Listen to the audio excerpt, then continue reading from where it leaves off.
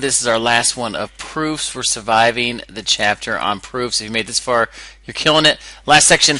Let's do a proof. Don't write this one down. This one's just to get us in the mood for proofs, and again, why they're important.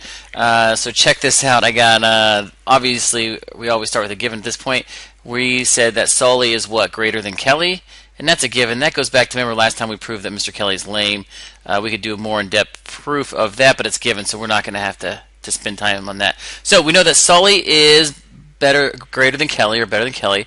Then if you look at the age of Brusk is greater than the age of Sully. So that is another statement here. That is definitely true. And if you look at that, I'm 36 and he is 35. So I'm 1 year older than him. So obviously I'm better than him in that regard.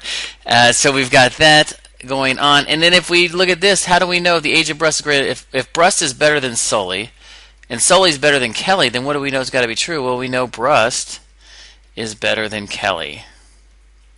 And how do we know that? That is the transitive property. Remember that? If A equals B, B equals C. Transitive property.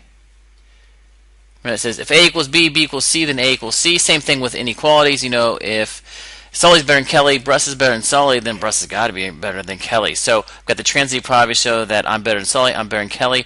Also, if you look up here, you know, mark the picture. Look at this dude right here sporting the Algebro t-shirt. So I'm going to look at this Algebro photo up here.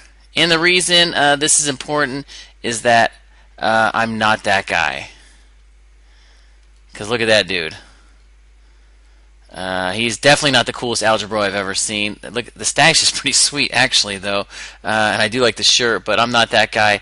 So I showed them better than Kelly, I'm better than Sully, and I'm not that dude there. So what? Then I know what Brusk has got to be the coolest Algebro.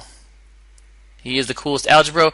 And what is the reasoning for that? Let's go back up here. We have SAA, or what is this? Angle side. AAS is why I'm the coolest. And I worked in a real geometric property. That is awesome. Fantastic. Alright, so let's do another round of proofs. We only got one more thing to do in this one. Alright, so what are we doing in 4.4? 4.4, we're really doing the same thing here, just adding one extra little piece to it. And you maybe saw at the top, the CPCTC, corresponding parts of congruent triangles are congruent. So really what we're going to do is we're going to prove two triangles are congruent like this. In this case, it's given that RTS is congruent to TRG. So I can match them up and say, oh yeah, this matches this matches this. But we're going to prove two triangles are congruent by, remember, our same things we have, you know, side, side, side, side, angle, side, angle, side, angle, or angle, angle, side. We're going to use one of these things to prove them congruent, and then we're going to say after they're congruent, SR is got to be congruent to what? Well, match them up. SR matches GT. So I know these are congruent. So it actually goes back to like 4.1, like corresponding parts. So really all we're doing is adding 4.1 back into the mix and saying corresponding parts. Excellent. So let's try this in a proof. So right off the bat, we've got this going on again. So definitely I like to mark the picture when I start. So I've got XJ is congruent to HI, so they're congruent. I also know XJ is parallel, so draw this little arrow. So it's parallel to IH. So that's cool. That's going to help us out.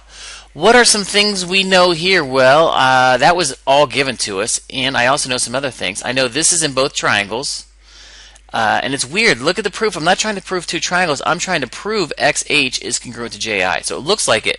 So I'm going to prove this triangle is congruent to this triangle, and then do it. So this is a good start. I have this going on. What else do I know? Why did they give me parallel lines? Well, they gave me parallel lines because of this. I got parallel lines cut by a transversal. What do I know?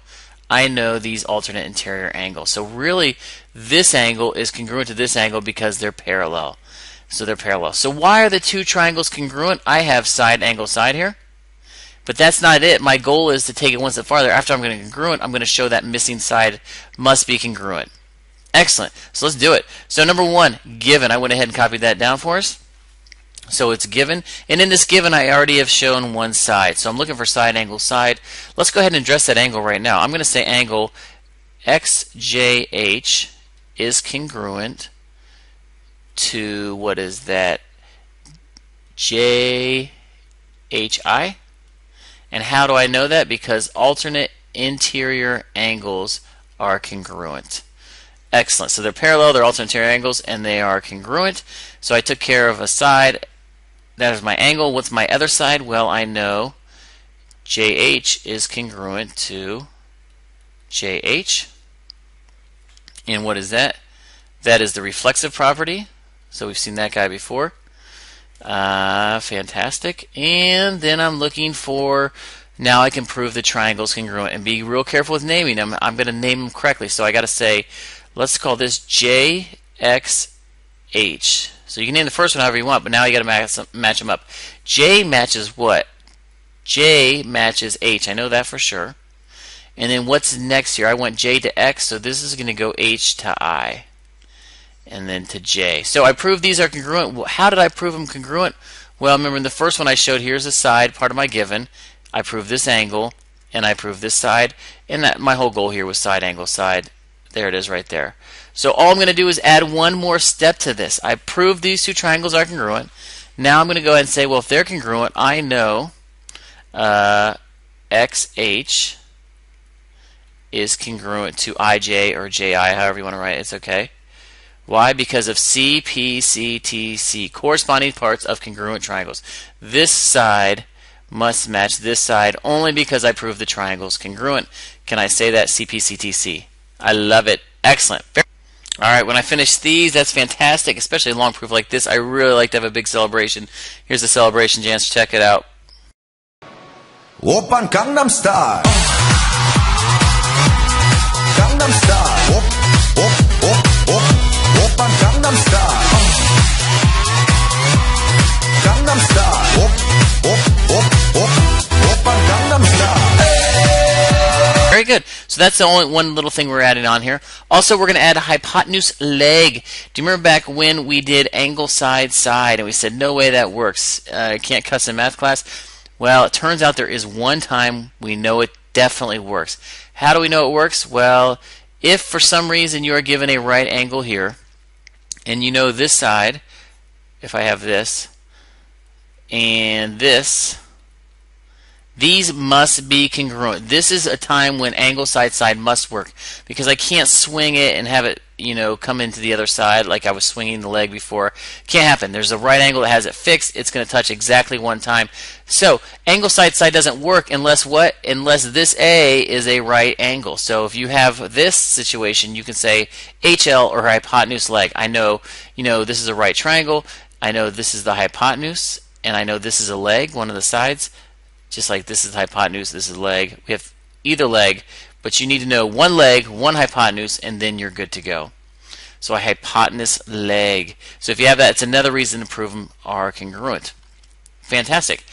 So can we do a proof with this? Yes, let's check it out. We know I'm given some right angles, which are already marked. Then it's giving me a bunch. HY is congruent to EL. HP is congruent to LG. So here it is right here. Why are these congruent? It's not angle side side. That doesn't work, but it's a right angle. I can say hypotenuse leg. Look at this one I'm trying to prove. Hypotenuse leg. Very clever, Mr. Brusk. So this is a big given. Let's look at the given. I wrote it for you. Boom, there it is. Got the given. In this given, did it tell me some stuff? It sure did. It actually told me HP to LG is the hypotenuse. And it actually told me HY to LE is a leg. So we have the H and the L. What am I missing? I'm missing, I got to make sure it's a right, this only works for right triangles. So you got to say it is a right triangle. So you have to say triangle hype and triangle leg are right triangles. Ooh, I need more space in there. They are right triangles. And why are they right triangles? It's the definition